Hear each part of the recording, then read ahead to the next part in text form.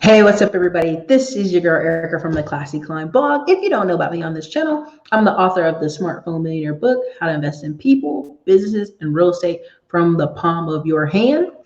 Also the author and creator of the Classy Climb Planner. We help you get your day planned, conquer goals, get a little encouragement and gratitude in your life. Grab either one of these off Amazon. And I had to do this one. I've been holding it in all day, and I had to let you know, listen, the Hunger Games and the SKYNET War Games can go on at the same time. It's absolutely possible. Listen, if you're coming out here and I know it's a little late, drop your city and state in the comments. And if you have a clue what I'm talking about, let me break it down. Joe Rogan received $100 million. Now, I finished watching Valuetainment yesterday, and I was communicating all today with people about what did it kick off. Thank you so much, We Value Unity. What does it mean, right? And in the other hand, you got people saying, well, Erica, people are starving. They don't even have chicken, rice, or beans. They don't have a food bank. They don't even have $2 to get a bag of 10-pound bag of rice for $2 at Walmart. They don't even have $2 to get cans of beans at Walmart. They don't even have $5 for a pack of chicken. They don't have it, Erica. Now, you're going to say, how is that possible in America, in this great world where we have people making $10,000, $20,000, $30,000 a month? How is that possible? Because you can have multiple Americas go on at one time. You can have the Hunger Games happening on one part of the country, and you can have literally people just rolling over in dough. How is that possible? You know, back in the day in the 80s, we called it yuppies, right? People were yuppies. You know, they're making all this money. They're dressing in suits. Why was the Joker movie so impactful? Why did people just love the Joker movie so much? And some people just absolutely hate it. It showed this world where someone was being kicked down and the story never ended well, and their life was just a tragedy that never got better. They represented the little guy. Now, let me walk some of that back. The other day when they offered Joe Rogan, and who am I saying is they? Spotify offered Joe Rogan $100 million.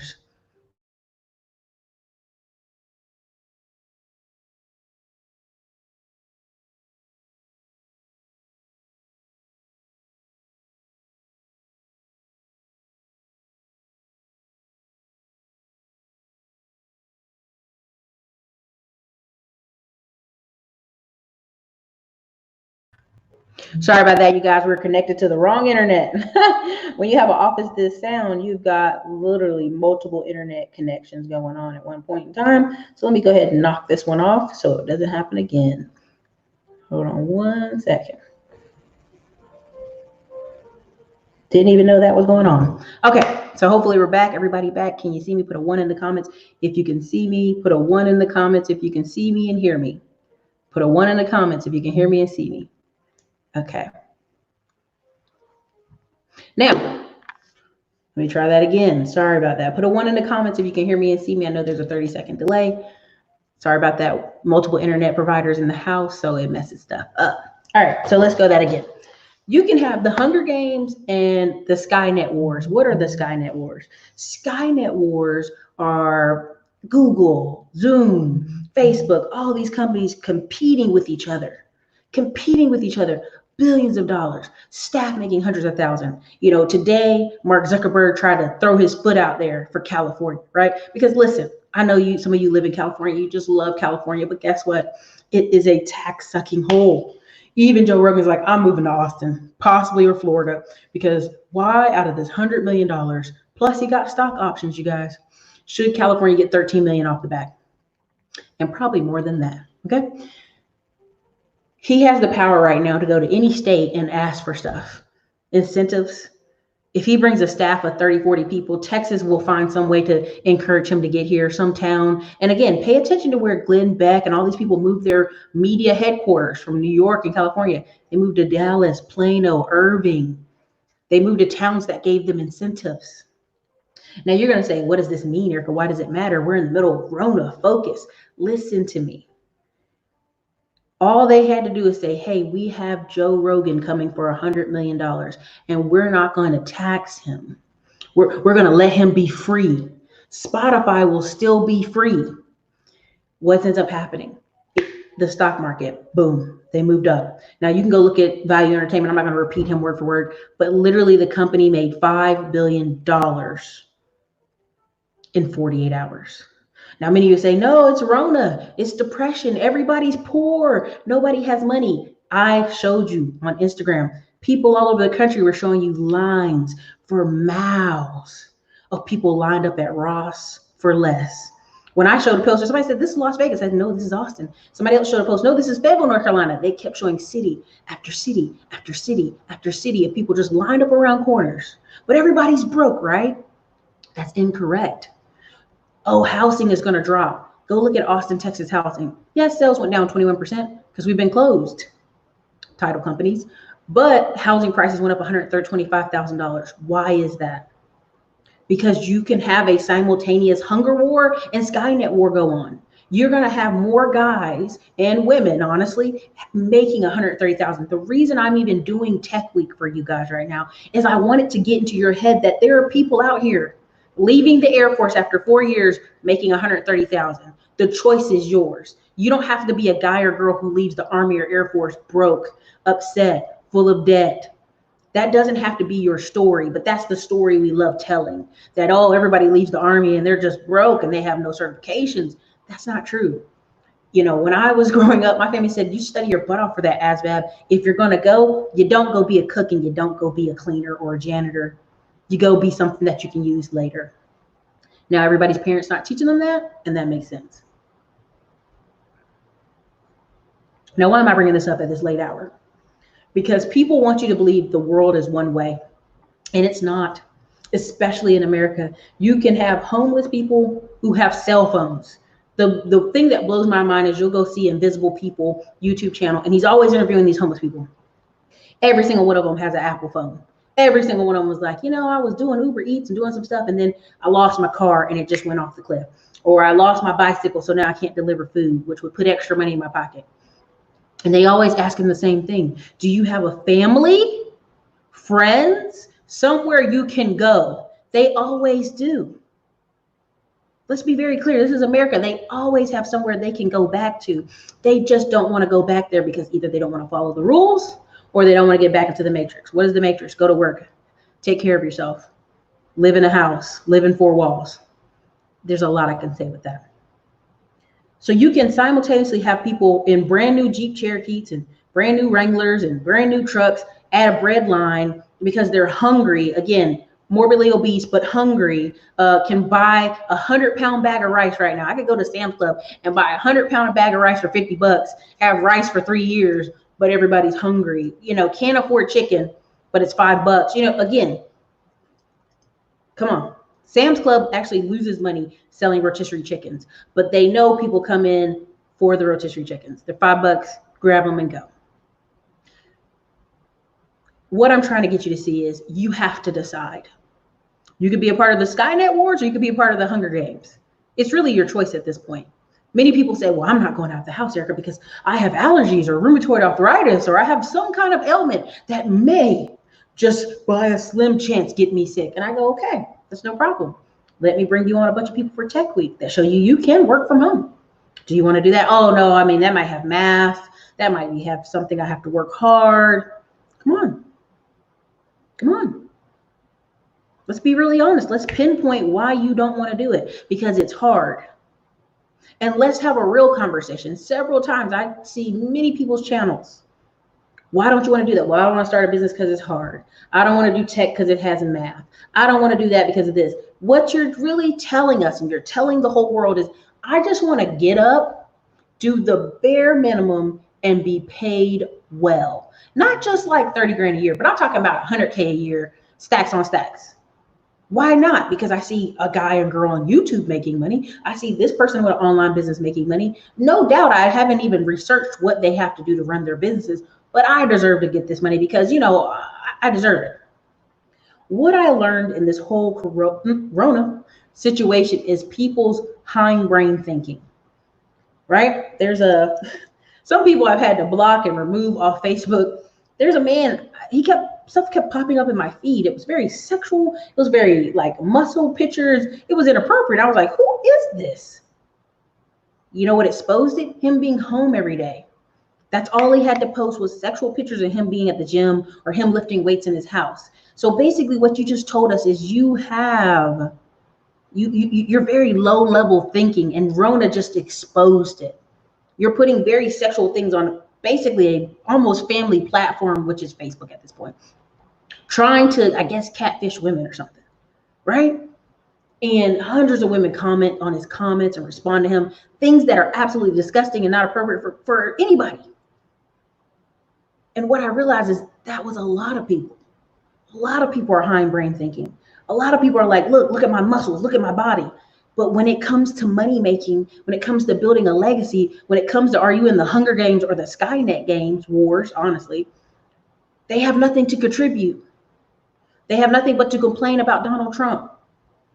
Now, what I've tried to keep not necessarily secret, but not throw in people's face, I've called up 100 business owners saying, hey, did you get the PPP? Did you get the EIDL? Did you get this? Did you get that? Almost every one of them like, yeah, I just am not posting it. Yeah, me too. I'm not posting it. Oh, I got it. I'm not posting it. Because they are afraid of the masses who will hate on them. They're like, I just don't want nobody to know that I got it. How much did you get, man? 50K. How much you get? 100,000. Oh yeah, it's not enough though. And I know this because I pick up the phone and call them. You know, everybody's not out here starving to death. But there can be 2 Americas, and really it's about 4 Americas, okay? And you see them staying home has brought out who they really are. Like, someone should take care of me because all I have is to offer is a hot body. And these are men. These aren't just women. These are grown men on Facebook and on Instagram just showing their whole body. Why? Because that's all they have to offer. They have no value to offer someone. And when these Hunger Games start, now they have to go find a partner because they have nothing to offer. Now they're saying, Erica, marriage is at all-time lows. It's all time. Y'all, there are picture after picture after picture, courthouse after courthouse with people lined up getting married. But see, that doesn't fit the narrative that, again, Glenn and Cameron did a funny today where he talked about fat women getting married and women with kids. I see it every day. I saw a woman who is beautiful, but she just turned 40, realized she's not gonna have kids. She adopted the kids she was fostering. You can't even tell the difference. You're like, man, those kids are half Asian and black and you're light-skinned black. Nobody can tell the difference. I mean, they could be your kids. And guess what? Now, this is after she's adopted kids now. She's had them for about 2 years. She fostered them for a year, adopted them, been adopted for 2 years now. Single woman. Some man is marrying her. She just saw she got engaged on Facebook. And guess what? That man has no kids and makes good money here in Austin. Now, somebody's going to say, well, that's just a one-off, Erica. You know, you're giving us these one-off examples. That really doesn't count. But it does because it's America. And not only is it America, they both make over $80,000 a year. So they're in a different class than you. Not necessarily you watching me, but other people. And people would be like, well, I would never marry some woman who adopted 2 kids and she's 40. I'd never do that. Sure. Okay, sure. I bring it up because it's important because we live in different levels. And Facebook and internet is exposing that. There's a whole little thing on TikTok that I just was so fascinated by where it said, my friend's rich. Okay, so then they start showing picture after picture, video after video of people in wealthy parents' houses. Of course, your best friend isn't rich. She's 16. This is her parents' house. But people were so overwhelmed. Like, how do these people live like this? Easy. They make more money than you. They build the house up from the ground in the country. They do things. The reason I wanted so bad to bring the tech people on, and even though I know it's going to have any low numbers every day, is because I need you to see it. I need you to know it exists. I need you to stop making excuses. Oh, it's so hard to get in tech if you're a brown person. When I repeatedly, place after place, Dale, all these places are bending over backwards, going to historical black colleges, knocking on the door, trying their hardest. Come in. Hey, we got an entry-level job for you. Come in. But you rather side with the Hunger Games because you're trying to keep it real. Now, let me have a very direct conversation with you. I've had people say things that all it took was a Google search for me to know were not true. But that's just it. Most people will not Google. They will not research. They will not do any extra steps. That's all. They won't because they don't have to. Well, right now they don't have to because times are good. Now, I'm going to talk to you about producer and consumer mindset. Joe Rogan did that podcast for 11 years. And I will tell you this. When I see certain type of men, I'm being careful. I have friends who are like this. I have friends who are married who are like this. Their husband's a producer. He finds stuff to create and do.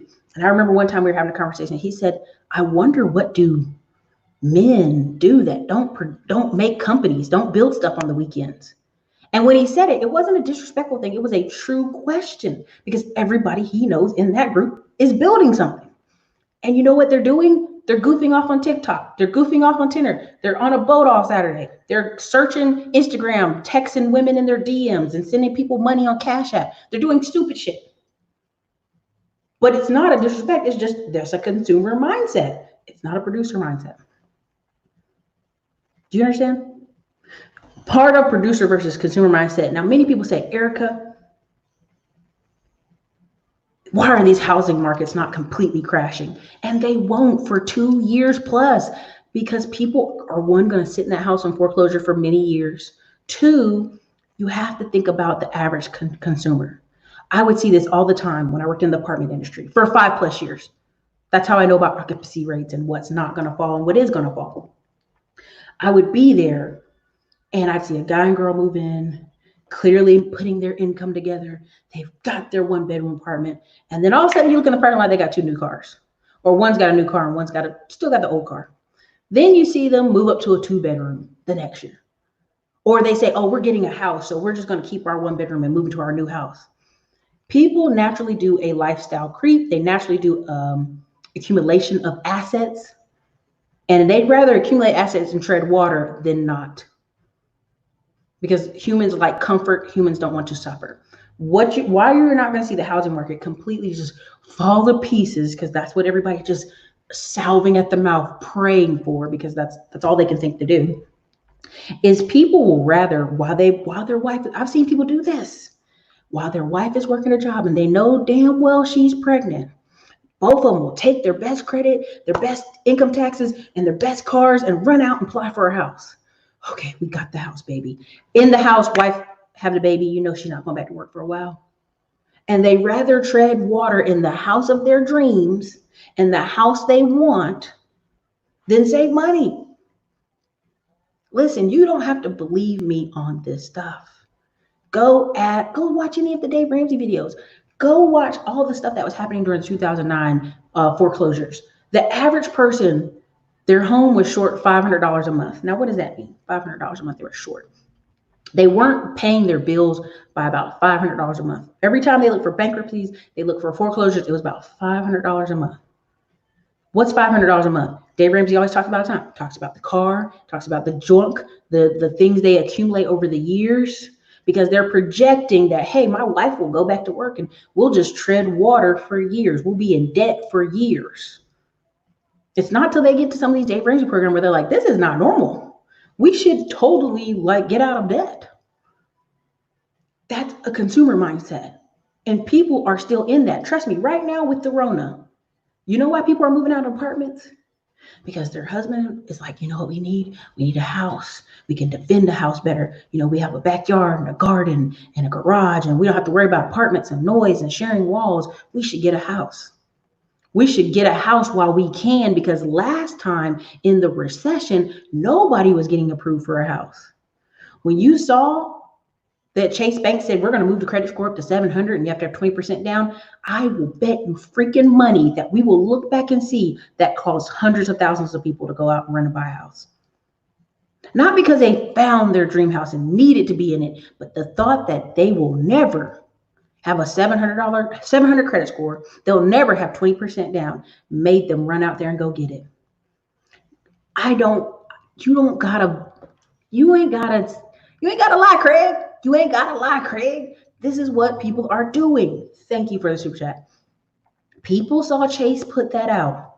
And I bet you money what they did is say, honey, we better go qualify for a house while we can. We can always sell it and move to a smaller house. Trust me. I have friends who are mortgage brokers, and the conversations they've been having and telling me have been just ludicrous. Absolutely ludicrous. I'm not ignoring you guys. I just had to get this off my head. But that's the consumer mindset. That's the person who's like, let me get the best car I can. Like, I didn't even know about Toyota offering 6 months, no payments. Till somebody else told me, I was like, 6 months, no payments? I had to Google it because I thought they were lying, and they weren't. Honey, who do you know you give a valuable piece of equipment to and they don't pay for it for 6 months? Who? Nowhere in the world. Okay? Well, guess what people heard? I can go get a Toyota 4Runner. I can go get a Toyota Tundra. I can go get a Toyota Tacoma. And I ain't got to make no payments for 6 months. Honey, what's going to happen in 6 months is going to be horrific, but that's what people thought. Like, I got 6 months to save up. I got 6 months to build all kind of money. I got 6 months to get more money so I can pay this truck payment and insurance and it'll be okay. That's what people with consumer mindsets are thinking. When you see me post videos of people lined up for hours for Ross for less so they can buy clothes, but you're like, oh, Erica, they ain't got no money. They starving. They ain't got no money for chicken, rice, and beans. They hungry. Again, 70% of people still have their job. And I know people are like, Erica, people are being laid off left and right. We are America, and there's a level of absorption where a lot of these people that are in retail are women. I'm sorry I'm going to say this, but you guys know I'm going to say it. A lot of them are women and young people. What happens when your child's under 25? They're going to move back home with you, or they're going to live in a house with a bunch of people. This happens. The difference is, where do they want to be positioned? I'm in groups where there's young men who are 18 to 25. First thing they're thinking is, okay, let me get as many credit cards as I can. Let me go fund this business ideal. Let me go fund this other thing I'm thinking about doing. Because I'm young and I can be more what? I can invest heavy. I can lean heavy. What are the 4 Americas? I'm going to be careful with this, but I will say the 4 Americas you're seeing, when I talk about the Hunger Games, I'm talking about the lady or the guy who are in their mid-30s, and they literally really work at, I'm just choosing a place, Waffle House. Like, they really work at Waffle House, or they really make less than $10 an hour, and they've been hanging on, and sometimes they don't have work, and they get on unemployment and food stamps, and they just kind of, in a month or 2 later, they get another job, but it ain't no high-paying job, and they got kids, and it's like they're hanging on. They're hanging on. If you look up the numbers, 36% of, I think it's like a 36% of fast food workers are like 35 years old, like the medium average or something. It's pretty high. And now they say that's probably the Midwest. That's probably smaller towns where they got an older staff and it don't really matter. But imagine living in a city and you're working at Starbucks, you're working at McDonald's, you're working at Papa John's in your 30s and you're not a manager. I'm not talking about a manager. I'm talking about somebody who's making less than 10 some odd dollars an hour. That's one level. The next level. Now, again, there's a level below that, but we'll go to, hold on a second. We're going to go to it. Level next to that is like a middle. It's like they've always been, they got enough to pay their bills. They live in a decent neighborhood. They've never had a lot of problems. But now with this Rona, they might have to get a Ring doorbell.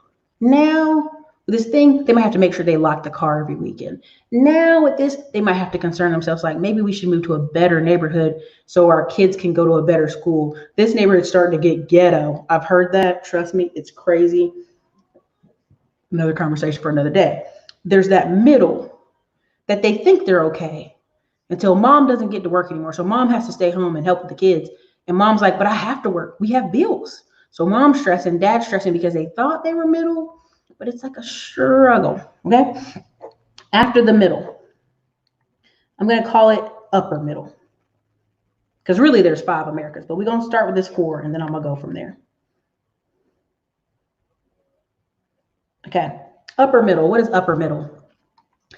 I'm talking about right now, somebody posted, Glendon Cameron posted a house, and the rent was $3,000 a month. It's a big ass, massive house. It's $3,000 a month. And someone I know said in the comments, well, who's going to pay $3,000 in Atlanta to live in a house? I said, a $500,000 house? Yeah, someone's going to pay that, even if they pay it with their credit card. Even if they pay, now do the math. 3,000 times 12 months is $36,000. Now you or me might say, hey, I'm not paying 3,000 for that, Eric. I'm not going to do it. There are people out there who are dentists, chiropractors, certain small businessmen who are going to make $250K a year, $300K with their wife included, right? They may be what we call yuppies. They may be upper class, right? But those people also have what? Their kids are even in a very nice neighborhood, which where that house is, or two, they're at a private school. So they will pay $36,000 a year. I mean, break it down. You're saying who will pay $3,000 a month? There are people in downtown Austin right now paying $3,000 a month. And I look at the apartments, I'm like, I would not pay this for this. This isn't worth it to me, because I've been to Terry and other people in Dallas who have penthouses for $3,000 a month and $4,000 a month and $5,000 a month. And I can see the whole freaking skyline of all of Dallas. So when people say it, you have to listen. Where are they getting this information from? They're pulling it from their butt. I wouldn't pay that. Yeah, you wouldn't pay that because you don't make no money. Even if you made $100K a year, let's be honest. There's a house here where a group of guys lived in it. They've always lived in it. Different groups of guys move in and out. The house is mammoth. The story of the house is the original guy who owned the house, he still does. His wife divorced him, but he fought in court to have the house. So she got money and he got the house. Well, of course, this house is huge. He's by himself. So he starts renting the rooms out to guys. So yeah, his mortgage may be $4,000, $5,000, but there's a guy in every big ass room of this house, which is literally almost a mansion. It's in a very nice place of Austin. It's up on the hill. I can't give too many details because you'll know, if you Google, we've had a lot of parties there. So every guy pays like $900 to live in this massive house, this huge backyard with this view of the downtown city, this big old house. So he's always got these rooms rented out. And people will go, well, that's just crazy. And I go, no, that's upper middle. Why would he leave? Why would he, a doctor, lose this house in a divorce? He wouldn't care. Now, of course, he's moved out of his house and keeps it rented out with different guys, and he lives in a bigger, even bigger house. That's an upper middle. That's a level of, you have to really be in business. And I don't mean the guy or girl who has like one restaurant and it's struggling on the corner. I'm talking about someone who's in a business consistently, like plumbing, AC repair, dentistry, eye doctors. Consistently, their gross sales of that business are going to be somewhere like $1 million, because there's transactions, sometimes $2 million. But they technically on paper make $250,000 and up, $300,000 and up, $400,000 and up. Now, I'm just going to tell you, if you do the math, there's only so much debt you can have. Even if you're an eye doctor or a chiropractor or dentist, you got $150,000 in debt. 3 years later, you can have all that debt paid off. It's just you. Point blank period. So that's the upper middle.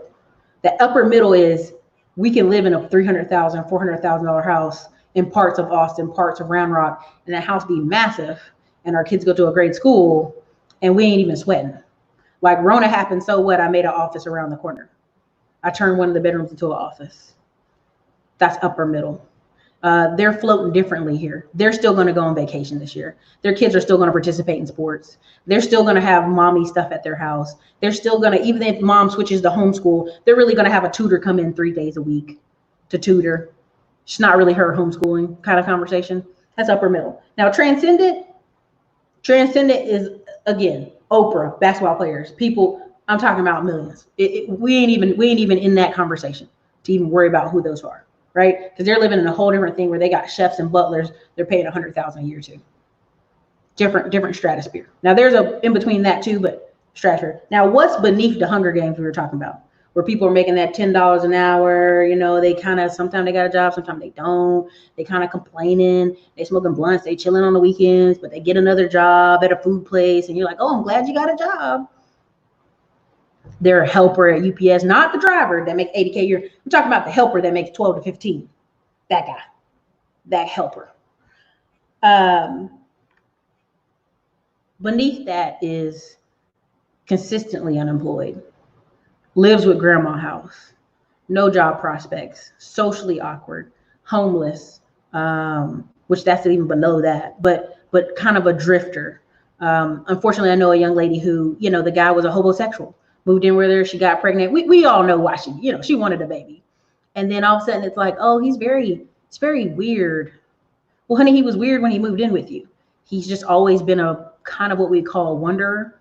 Never really employed long, never really in one place too long, just kind of wandering and drifting. That's beneath Hunger Games. They're almost at a place of like just existing, just kind of possum living. And if you don't know what possum living is, it's a book called Possum Living. I'm not going to go too much, but did that clarify what the 4 Americas are, which is really 5? It's actually more than 5, but I hope that made sense to you guys. I mean, there's several books on this you can go read, whether, disintegration of Black America is an example, the destruction of white America. I mean, there's several books that talk about class, and people don't ever see it that way. But what you're going to see it kind of exposed is people who thought they were upper middle and really they aren't. Like now they got to cut Jimmy's school. Now he got to go to public school next year. Now she got to get a minivan, but a cheap one. Like, just certain things that really establish that, no, we're not safe financially. We don't have any wherewithal. Not going on vacation isn't a big deal to a family in the middle, but it's a big deal to a family in upper middle. It's like, y'all didn't go skiing this year. Y'all didn't go here this year. Let me tell you, just to give you an example of how I know I was stuck in the upper middle. I had conversations with people and they were like, oh, Erica, you didn't go snowboarding this year? No, I was busy. I was working. You didn't go to Italy this year? No, I was working. You didn't go on another vacation this year? I mean, last year you flew like 60 times. What's going on? And this is at the beginning of the year, right before Rona started. They were like, come on, everybody's going snowboarding. Come on. We're all going to Colorado. It's very expensive. Let's go. The conversations were, what's wrong? What's economically wrong that you're not going to these places that we normally all just go? And there was a conversation moment where I'm like, they're like, your business should have employees and you should just go on vacation. I can tell y'all this conversation and you'll laugh. And the reason I love Andre Hatchett, because he'll check me. He'll be like, girl, who cares what they're doing? You stay and work. You stay and work your job, And you have to understand, like, just the conversation lingo is different. Half the people I know, their kids are at private school. The private school already has plans to let people back because they're smaller. There's a ton of Montessori schools being built all over Austin right this moment. Come to Austin, come to Pflugerville, come see it for yourself. There's a difference. There's levels to this. That's how I know there's different Americas. And the conversations you're hearing is, oh, everybody's not paying their rent and everybody's not eating and everybody's just so hungry and they might just die. Like, that's not real life for everybody. And so I just want you to understand that. Don't teach your children that fear that we're going to starve, we're not going to make it. Why? When you see there's a better way to do it, but it will require change. So I know y'all got a bunch of comments in here. I'm not ignoring you. I'm just was on a little bit of a rant there. Holy moly, y'all got a bunch of comments in here. Holy moly. Thank you, Jordan Castro, for the Canadian money. I will be in Banff, Canada this summer on the rant of travel. I will be in Canada. I will be going to Mexico and I will be having some boating. I'm very careful, even though I'm going to be traveling and vacationing, to not like, there's a moment where you're like, oh, am I rubbing this in people's face? Or am I being encouraging, right? There's a balance to it. Jordan Castro, is it really binary, or do you think there's a hybrid mindset where you are producing by building products, teams, and companies, but you consume and spend money to maintain cover? So what I mean, Jordan, and that's a great question. Let's read it again for everybody. Jordan said, is it really binary, or do you think there's a hybrid mindset where you are producing by building products, teams, companies, but you consume / spend money to maintain comfort and sanity? Well, here what I mean when I mean consumer mindset. Consumer mindset is like their complete focus this year is they're standing in line at Ross for hours. Complete consumer mindset. Now, when we talk about producers, let's be very clear. Producers shop, baby. Producers shop. There's a group of young men I know, they'll work really hard for 90 days and then they do a outrageous vacation every 90 days. Like when I was talking about the snowboarding, they were like, hey, come, we got this ridiculous house. We got 2 of them side by side and you can just ski down the mountain. And there's all these rooms. You can just come. Trust me, they spend. They just do big splashes, right? Or a lot of the engineers here, they'll live in a walking distance from some of the companies. The apartment rent is outrageous right there, but they're doing it because of comfort and the way the apartments look. Or same thing with downtown Austin. When I was saying people paying $3,000, and I see some of these condos, I was like, I would not pay this. This condo is not worth it. But it's a comfort thing. So yes, there can be a little bit of a hybrid, but you know producers when you see them. The one male friend I'm talking about, he's literally building. He's in the process of trying to build something in Florida, and he just found an empty building that was in litigation for a long time. I'm pretty sure plenty of people have tried to get it, and he's just gonna get it. I mean, he's been back and forth with the people, and he's gonna get it. The producing isn't small. The producing is large. Exactly. There you go. Does that include Lexus? I'm not certain. Check it with him. Garcia, that's the thing. They're going to try to do all these waivers and people are going to be doing a lot of stuff. What's up? I mean, this was nationwide. This wasn't just me posting this. People kept tagging my photos. Is this Las Vegas? Is this over here? And I'm like, no, this is Pflugerville. There you go. Yes, Curtis, but this is the thing. I see more 30-year-old Black and Latino people getting entry-level jobs in tech that I realize that they're going to still make it. I mean, if they really focus hard the next 10 years and insulate, like pay down debt, get really hard focused in tech like they should, they'll catch up with most of them. They'll do better than the average. Again, let's do the math. Even if someone comes into entry-level tech, depending on the company, depending on them, everybody can't be Gehenna. Gehenna came out of Air Force with 130,000, right? And to that effect, many people sent me an email and screenshots of where they're getting offers for $100 an hour right this moment in the middle of Corona. Even if you say, hey, you're going to make 80,000, and in 2 years you'll make 100,000, and in 3 years you'll make 120,000. Let's just hypothetical. They're going to make 85,000. 85,000 for 10 years is $850,000. If they stayed in their previous position where they made 40 grand, right? We're just doing simple math. 40 grand for 10 years, that's 400,000. What's the true difference of that? That's housing, that's clothing, that's baby food, that's baby clothes. There's a whole level there in that extra $400,000 over the 10-year period. And also the lateral move, the vacations, the cars. Eventually that person starts striving higher and higher because people do what? Peak out around their late 40s and 50s, especially men, unfortunately. Women, there's kind of been this rebound of women after children grow up in their 40s and 50s going back to office level work, right? And then the office always needs a older office person, right? In a sea of millennials who don't commit and a sea of Gen Z who don't really work hard, here comes this mom who's decided for the job, working hard. So, I mean, there's many different ways to play this, but if you don't, there's a book and it was saying, if 35 to 55, you're struggling economically, like just struggling, your senior years are going to be horrific, just absolutely horrific. We actually have a tenant in one of our properties who had a whole back surgery.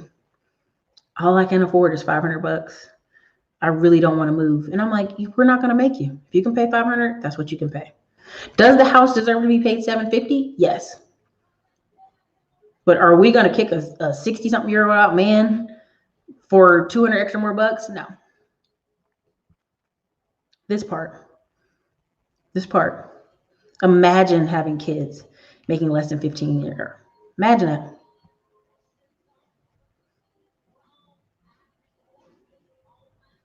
Look at that. 4-bedroom house in Eugene, Oregon is $3,000. I know. I mean, and this is why I was trying to explain this to this guy. I'm like, you're not even doing the basic Zoom, what do you call it? Zillow.com, the surface around you.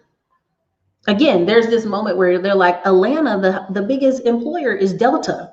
Honey, everybody ain't working in Delta that live in Atlanta. There's all kind of tech companies and everything else. And there's Marietta, Georgia and Alpharetta, Georgia. There's all kind of other places. Buckhead, Sandy Springs. You think everybody work at the airport? No, that's everybody that you look for that is in your class is at the airport. And again, I know people are going to be like, Erica, you're being such a person. Ugh, Erica. Sorry. Again, Smokehouse. This is absolutely right. This is absolutely right. Lots of factories. This is Atlanta. This is Coca-Cola. This is all those companies. Atlanta is a big city. Atlanta's not some backwater town. To act like $3,000 a month rent for a $500,000 house is high is outrageous. Facts. Facts. High net earners buy large houses and expensive cars. And they will trade. Listen, I'm saying this is a nice way I can. The guy who we are renting this building from, because I'm not going to buy it because it has too many cracks on the floor. I think the cement has a problem. I said, hey, look, you got to do something here about the price. This price has to come down, you know, man. I'm your only tenant in an 8-unit place. I'm your only tenant, baby. Like, work with me. I can't, please. I will give you a free month or 2 free months, but the contract, I can't give it to you. And then the way he said it, we're both in our 30s, and I'm looking at him like, what? I'm like, oh, you're not gonna get the rest of the construction loan to finish the other 16 units if I ask for a reduction in rent. You have to show them that I'm paying full rent. So you're willing to give me 2 months on a commercial real estate building of free rent. Think about it, you guys. These people are going to play these games with these numbers for a good couple of years. And they can do that. Certain levels, you can do that. Somebody asked me how much was my payroll this week. I said, man, my payroll is like $7,000. It's so high. And the girl was like, that's all? My boss payroll is 18 grand. I said, oh, be quiet. Because with Truckers Trust, if you don't pay that payroll, hey, what you doing? Trust me. That's right. I mean, this house is, go look on Glenn and Cameron's Facebook if you can. If you can't, I understand. But it's a behemoth of a house. It is like a $500,000, multiple bedrooms, up and downstairs, bedroom, basement in Atlanta, basement. Trust me, they're going to get $3,000. Thank you. What is $3 grand when you make 12 grand?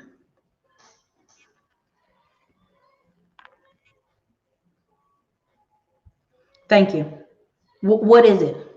What is it? There you go. Yeah, people really can't afford it. Again, what people have to understand, when people say, oh, I would never have low-income tenants, 75 million Americans make $3 grand a month. Really $2,500 a month, honestly. And then with their girlfriend living with them, then together they make like $3 or $4 grand a month. So your $1,000 rent, you're charging them, they can afford it together. But you'll see it. You just go Google if you can find it. People talking all these posts about, boy, I wish rent was $800 again. You shouldn't be in your mid-30s praying for $800 rent. You shouldn't. That's a bad omen. That's a bad omen. Come on. Listen, I'm telling you, I love this. I love that when you guys talk to each other, because there's so much opportunity out here. The reason I'm getting people in the office over here is because the amount of email, listen, this whole SKYNET versus Hunger Games, let me tell you something. Everybody you see on YouTube running ads right now, they're gonna hit a mill this year. It's all about what's in front of your face. They're doing a thing called interruption ads, where the ad just comes in, is interrupting what you're doing, and now you're sucked in, and you go check out their page, you go see about their Instagram, you go see what they doing. That person's ad is doing exactly what they want it to. You either hate them or love them. You sick of their ad or you not. Look who's running ads 90 days. Don't quote me on this. Listen, Ray Higdon, great guy. Invest, learn, teach. He was the original on that, whether people want to give him credit or not. When he was all that multi-level marketing, he was like, he started branching himself out and saying, invest, learn, teach, read books, invest in education, learn it, and then teach it. He was the original, whether people will give him credit or not. And he has rank makers. He does all these things that teach people very basic things. Now, are a lot of these people in direct sales and network marketing? Yes. But what he's teaching them is what? To improve themselves. By the time they start improving themselves, what happens? They're investing, they're learning, they're teaching on their platforms. I've seen so many people who are MLMs go to public speaker over the past 5 years because of Ray Higdon. His family has a massive house in Florida they built. Massive. Go look this up. I'm not making this up. Go look this guy up. And he is one of those people you have seen ads for a year straight. All kind of ads, different ads, year straight. That's how you know they're doing well. These people that you see ads and then they go away and then see them come back and they keep coming back, that's who you know is doing well. Those people will be millionaires. Why? Most people are doing this, treading water, trying to keep a low profile. That person that pops their head up, yes, they'll get hit in the head, like boom, boom, boom, boom, but they'll make millions in the process. I'm gonna give you this little nugget. I was gonna talk about it with my rise of 20% people, but I'm not even worried. I'll tell you guys this. When you see people, Grant Cardone and Gary Vee, I'm gonna go ahead and give this to you. Grant Cardone and Gary Vee, every time you see them do an interview, and I don't know if you remember this, but Grant Cardone was letting everybody interview him. Everybody. That's when that whole Jordan Belfort thing happened, and he was tired, and he got him. And that was the end of him doing those interviews. But before that, he was doing interviews everywhere, Vlad TV, all these people talking smack about Dave Ramsey. Every time he did that, his team, and this is me learning from trainings, they got about $100,000 in sales. $100,000 in sales. Gary Vee, every time he speaks on stage, every time, it's just more people get in the funnel and they buy his books and his listen. I know people are like, no, Gary Vee not, he's not selling nothing. He is selling that. He keeps drawing these big audiences. He keeps having all these book sales, so companies keep working with him. Grant Cardone, on the other end, every time he does an interview, it's a $10,000 to $100,000 revenue coming in. And I can tell you right now, people have done they've turned it down almost to like a niche. Like if you can do 100 podcasts in 100 days, on average, you're going to make $10,000 every interview. Trust me, everybody who's ever come on this YouTube channel and done an interview with me, even 2-3 years ago, they're still making money off of it because people will come long-term and watch these videos. Long-term. Trust me, 5 years ago, I was begging everybody I knew to start do a YouTube channel. Oh, whatever, Erica, you don't have that many views. It's not about who has the most views. It has the most conversions and the diehard fans. So every time you see them doing those interviews, listen, it's $100,000. Grant Cardone's team has done it, the math. That's how much they make in sales every interview. That's why when everybody was running around bashing him, what did he do? He cranked up the ads on the investment for the apartment. Those apartments were already bought. Those latest ones he's promoting out, they were already purchased. He just had to fill it. Y'all, I'm telling there's so much I could give y'all. I can give you some. Folks in and out of jail, that's right. That is a particular, they're below the Hunger Games. They're in that abandoned class is what they call it in several books. Yes. Yep. Public school, and again, I told y'all this and I meant it. Public school is going to be for the poor children.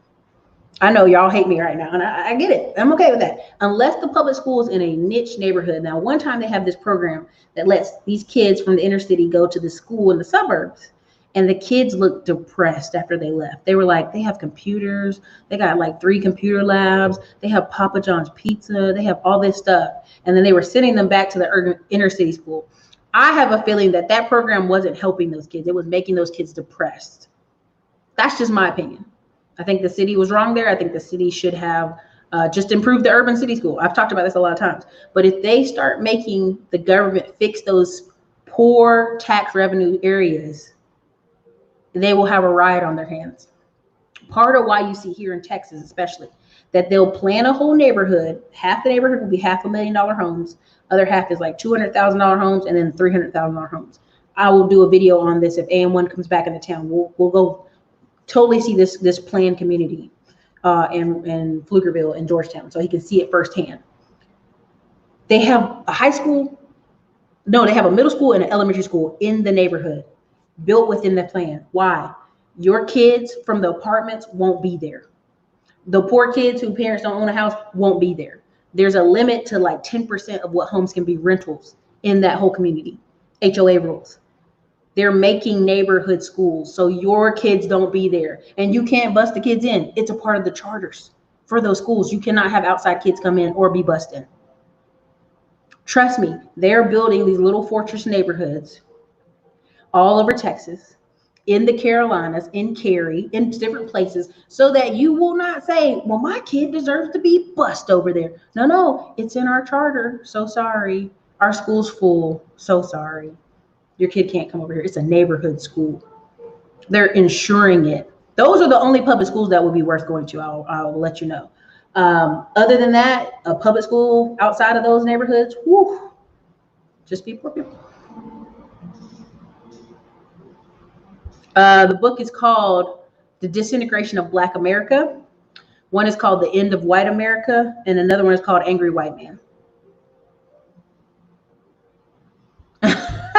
There is. Think about this. Think about this. Someone said, why are people trying to day trade and forex trade? Bashing people for doing this. I watched my mentor. He's here on YouTube, and I actually met him in person. We had lunch. His sons are 16 years old. And I'm like, are they bored? What do they do? Well, they're day trading.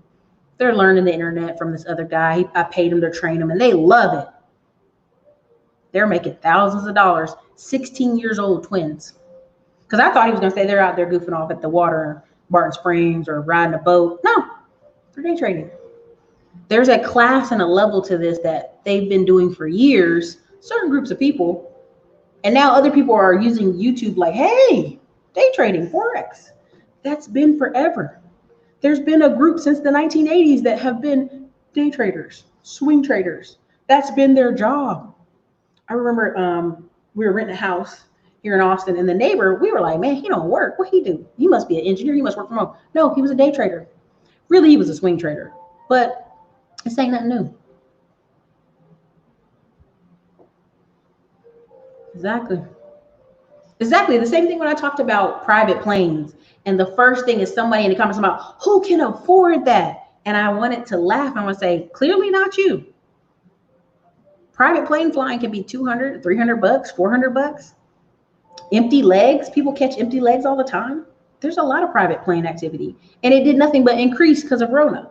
Now, people didn't stop traveling. People didn't stop going to Colorado. They didn't stop going to these ski resorts. You just didn't go. That's all. There you go. Thank you, AM1. Armed security. Listen. Armed security is going up.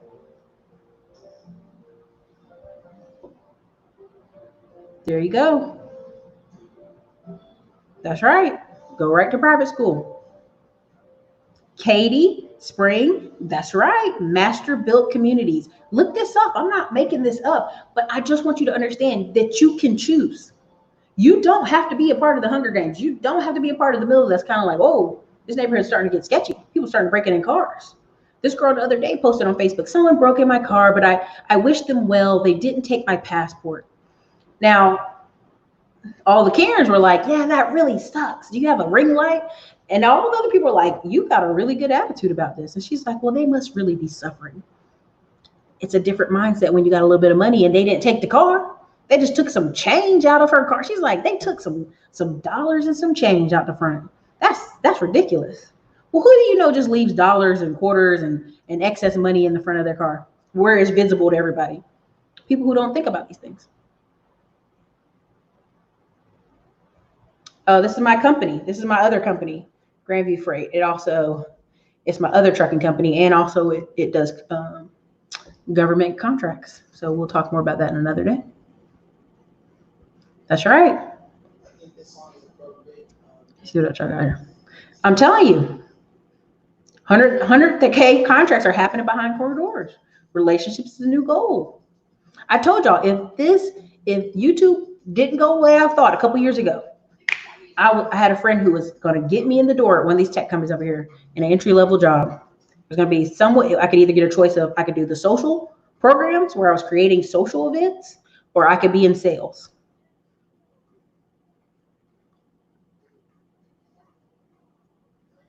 Sorry, I know there are so many comments.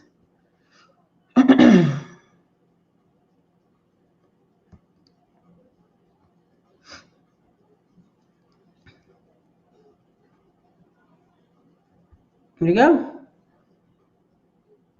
Thank you. I appreciate it. I'm telling you, after school programs. Listen, when someone says, you know, and I'm going to say this, and this could be harsh, but I watched this video of this woman crying. I mean, just crying. Her son's crying because he's graduating high school. Now, don't get it twisted. That's a big moment. He was driving the car. He's graduating high school. And he's like, I did it. I did it. I graduated high school. And my heart, not only was I crying because the mother's crying, like my heart hurt because I could hear it in his voice. Nobody believed he could graduate high school. High school's like basics. They don't even really teach the basics anymore. Like you can literally go to high school and they make 2 tracks for people. People going to college, people not going to college, right? I don't know if your school had this, double check. Some people had this in the school where if you were going to college, they made you take Spanish, they made you take some extra stuff. If you weren't going to college, they gave you very basic classes, English. You finished out, you graduated, but it wasn't anything hard. My sister was in ROTC and they said, oh, you're on the track to go to the military. No worries. You're done. So her senior year, my mom was angry. She's like, why is my daughter out the last two hours of the day? Well, ma'am, she's on the track for ROTC, so she doesn't need more classes. My sister changed her mind about going to the military, then couldn't go to college that first semester because guess what she had to do? Go back and take Spanish so she could qualify to get. There are people putting you on a track.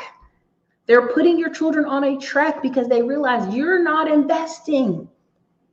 Listen to me. I want you to hear this. I've talked to so many teachers who they say they are hating next year. Next year ain't even started and they hate it. And I go, what's so bad? The kids are going to be so behind. And the ones that were already behind are going to be even more behind, and we're going to have to pass them. We know we have to pass them. It's not even a discussion. It's not even about failing. She said, if you fail, the amount of kids that are going to be behind next year, it would be millions of children failed. Millions. They're already discussing this. They already know they're going to have millions of children completely behind. Not going to ever catch. Let me say it this way. Not ever going to catch up. Because it's reading. Once you get reading down, and this is what people don't understand. If the average reading comprehension in America is 8th grade right now, what happens next year? If the average is 8th grade, what happens next year? If how most children are discovered dyslexic are via school, what happens to all the boys and girls that we have home that listen, I'm going to say this, and my friend's a teacher. She said she gets so mad when she finds out kids are dyslexic. She said what it shows her is the mother doesn't read to the child and the child doesn't read to the mother. Now she's just saying mother, it could be a mother, it could be a father there, but 9 times out of 10, it's a mother. She said that means that mother never checked the homework, checked the handwriting, had the child read out loud what they were looking at. The other day, my 4-year-old nephew, we have this letter board from a Montessori school. That's right. I bought my nephews all kind of Montessori school stuff because I was like, oh my God, Mom, the schools are closing. She's like, oh, it's going to be okay. We're going to teach something every day because my aunt used to be a teacher. So my aunt comes over every day, teaches them something. We held up the board. And my nephew's 4. We said, hey, point to the letters that spell your name. Perfect. And I said, spell something else. He spelled B-A-T-M-A-N, Batman. So we're laughing, we're giggling about it, but that's just that simple exercise. We were talking to it about a friend. She's like, that's so smart. I got to do that with my son. Her son's 6 years old, y'all. Her son's 6 years old, and she don't know if he can point out the letters in the correct order of his name on a board. My little 4-year-old nephew even asked, can I have another one of these boards? I can draw on it. And I looked over, it's a black chalkboard. We have one of those at our house as well, my mom's house and my sister's house. I said, well, baby, can I get you a whiteboard? No, I want this board. He went the chalkboard, but I bought him a white marker board. And I bring that up because somebody's like, oh, that takes up a lot of space. I kid you not, that's what somebody had said. That takes up a lot of space to buy that kind of board, Erica. These are the people who are sending their children out in the world. That buying a whiteboard with legs on it from IKEA is too much. Think about that, y'all. Again, this woman crying because her son graduated high school, she's crying because she thinks she's done. Oh my God, I did good. The lady handing the son the rose at the end of the video, if you watch this video, it's gone viral, is like, you did good, Mom. You did good. She's like, I got 2 more in the back seat. And all I can think of was like, she thinks she's done. She thinks this boy's ready to go out in the world and work a job. Boy, I about broke my heart. I'm like, he needs to be immediately looking online for opportunities. That's all he needs to be doing right now. Because you see schools closed, right? Like you had to drive her in your car. What you thought you were going to do in a few months needs to change immediately. Thank you. Why do people always say you can't afford? I mean, listen. They always say, who can afford this? I'm like, people every day can afford it. You just can't afford it.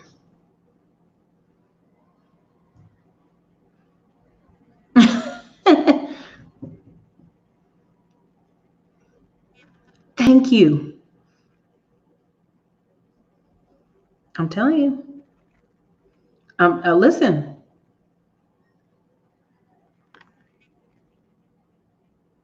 That's right.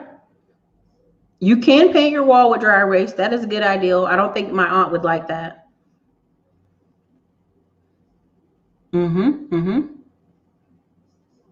you go. There you go. That's right. Create that curriculum.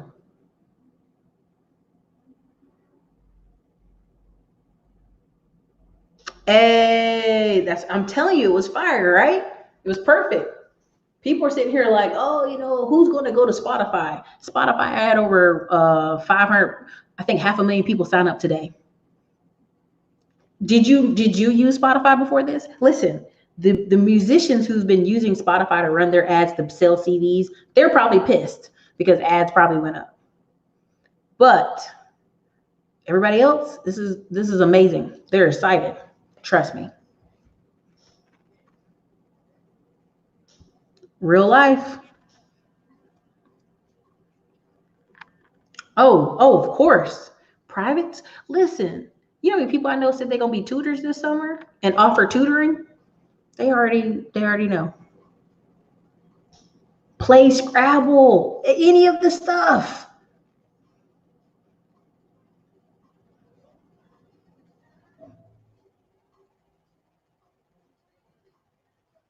Oh man, y'all got a ton of stuff in here. I'm sorry I missed a ton of stuff. But I mean, this is part of why I do these videos, because if you don't see it, you don't believe it exists. Point blank period. That's the truth of it. Like if you don't see the golf course has been open all freaking summer, even through the Rona, and people have been playing golf every day, then everything's closed. Even the golf course. What? Do you play golf? Then hush your mouth. You don't know what you're talking about. Let me see what else I got in here before I roll out. Let me see what else I got. What's going on in here? But I just want to express that because I think I agree with a lot that's being said out there. I right now am putting out ads. Yeah, you can come work for me in the office next door, but you're not working remote because I can't get 85% out of you if you're working remote. I'm only going to get 85% out of you when you're here. You're going to be looking on Facebook. You're going to be listening to phone music in your ear. You're going to be hopping off and on YouTube. So I'm only getting 85% out of you while you're here. So you think I'm going to start out the gate with you working from home? Heck freaking no. Sorry, no, not happening. So I put that out, if somebody wanted to come in and work, like right now, even with that thing of that training I attended with the Grant Cardone and them doing podcasts, I was trying to express to my VA, I need you to make me a list of 1,000 podcasts. And they're like, how? I'm like, this is why you need Americans that work with you in your office. And people are like, oh, I can build culture outside my office. I can build culture. They can be at home. A person at home in their pajamas with their kid yelling and their dog barking is not culture. Do you know how many phone calls I've made to insurance companies, even XPO trucking company? Today I was on the phone and the man was like, yes, da da da da. And I was like, hearing his kids running in the background, hearing his dog. This is $1 billion company almost. This is I think they're like $800 million company. And you got me on the phone with a guy who has dogs and kids making noise in the background. What if I was a shipper from Germany overseas? Would I want to be sending my stuff to you? No. So this whole thought that we're going to forever have people working from home, heck no, ain't no way. These employers are trying to right now figure out how can we get these people back in office. One of my aunts worked at a library growing up, and so we sometimes would be sitting there, trust me.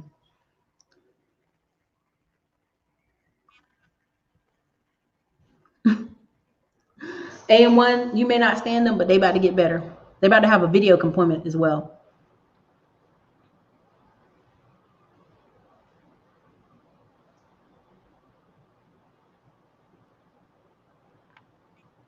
Dang, you can act rich all you want, but the Dollar Tree and Dollar General know where their customers live. This is true. I would agree.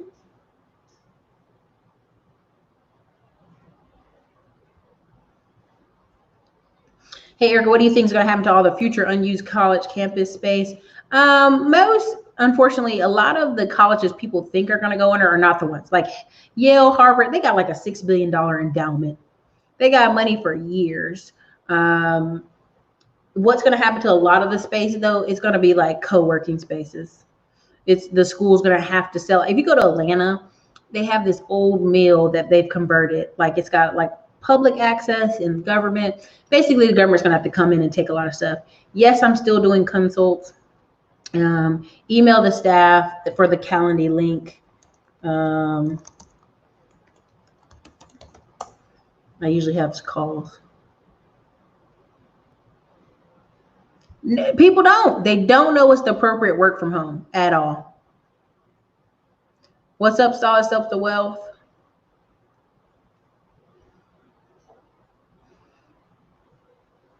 $20.80. I don't have time for that. I ain't trying to hear that $20.80. You're gonna give your boss like 80% at the office. You know what I'm saying? That's all you're gonna give. So when you go home, I'm getting like 20%. Office space is dead. Some office space is dead. What I'm seeing here, I'm in a small space. Like this is 1,000 square feet, and this is where I'm in. There's a plaza behind us, and they have a United States Veterans building where you have to fill out forms, and they take up 4 buildings. It's nothing but traffic over there, even in the middle of this Rona. We got a chiropractor over there, 2 buildings. Got the guy and girl who, again, this is where we talk about upper middle and middle class. Middle class person like, I'm gonna work from home. I'm gonna save money. I'm gonna work from home. Yeah. The upper middle guy's like, hell no, I'm not working from home. When I go home, I want home to be a rest place. I want home to be where I do my cookouts. I want home to be where my wife and my kids are enjoying themselves. Home is not a home office. They don't think like that. Upper middle's like, okay, I'm gonna give you $2,000 a year. $2,000 a month, covers everything, triple net. Is $24,000 a year. I'm gonna have my employees work and make me $1 million a year. So $1 million a year after all expenses and all stuff is paid out is really I'm gonna work from home? No, those people are still and always gonna have office space. It's just a different mindset. You can't enforce even the little guy. The little guy who I know does medical supplies. His medical supply business, he doesn't really need that office. Like they don't ship it. They ship it from a warehouse. But the office is for his staff to handle all those phone calls. It's for his staff to be making sure the government contract they have works. It's for the staff. It ain't for him, because he ain't doing that kind of work. Honey, the best thing ever happened to me is that the lawyers, the black lawyers and judges of North Carolina paid for our private school to have golf and tennis class lessons. It was the best thing ever happened to me.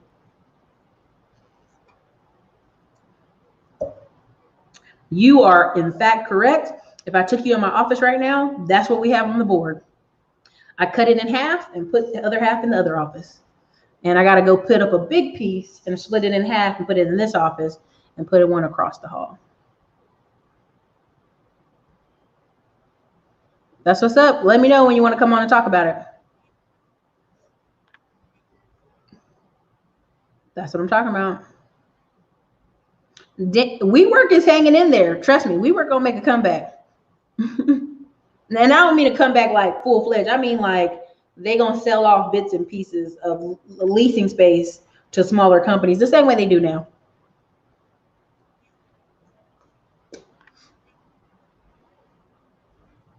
There you go. Thomas, where he gonna chiropractor? This ain't no bootleg massage.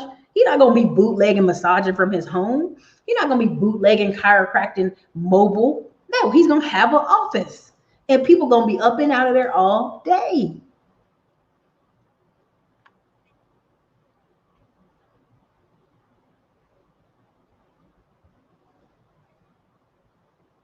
Ooh.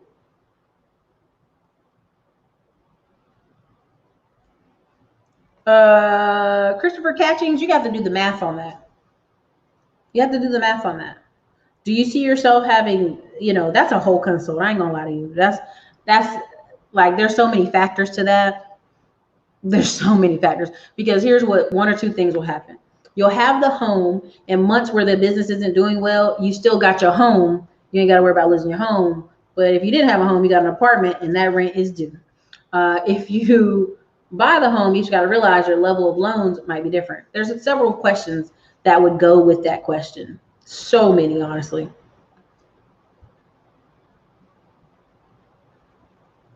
And again, I will tell you now, I know people who started businesses, they already had the home. Now they make all this money. They're like, wife, we moving over here. We moving on up. It happens. This is true.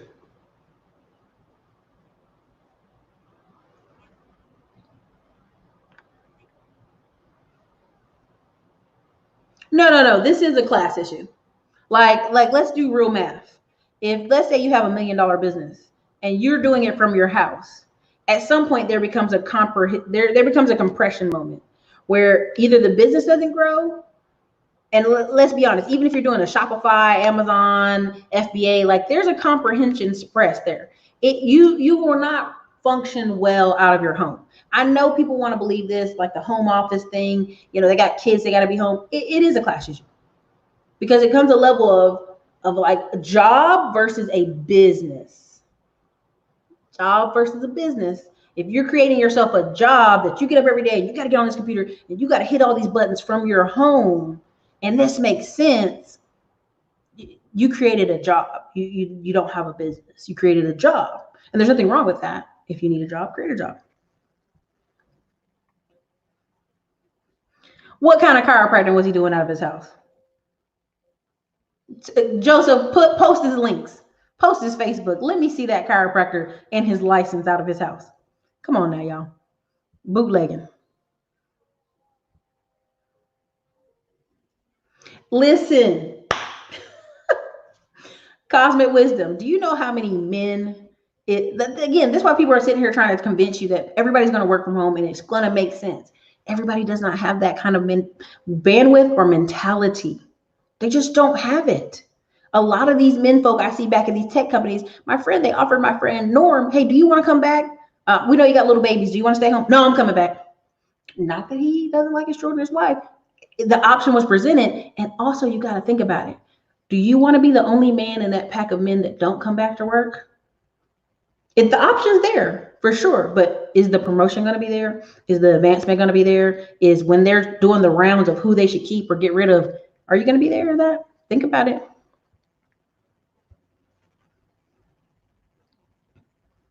There you go. That's right. There's limits on it. Ben the bartender, come on. Come on. See, again, not telling nobody. Exactly. Because you know, come on now. Even there's a broker I work with. He works out of his home. He has a massive home. It's a beautiful home.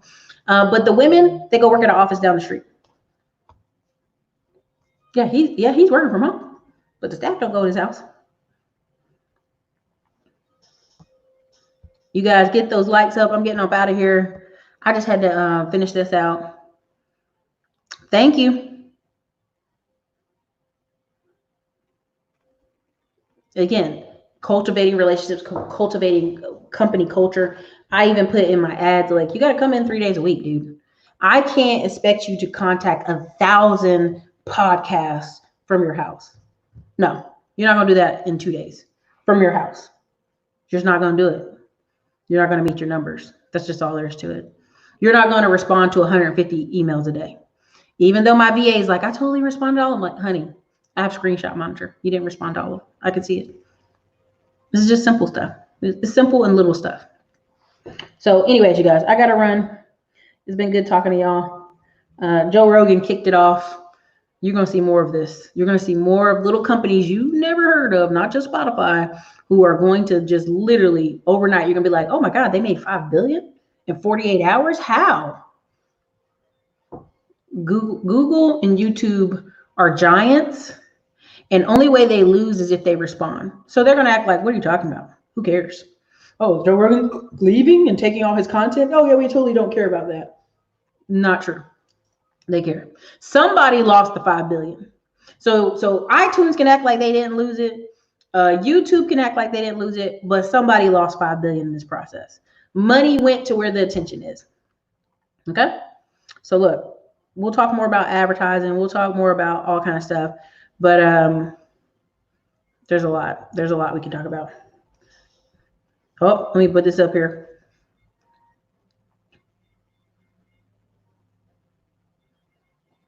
Well, you know, I'm going to read that. Thank you for your $5 super chat. Again, we could talk about it on another day, but we'll leave it alone.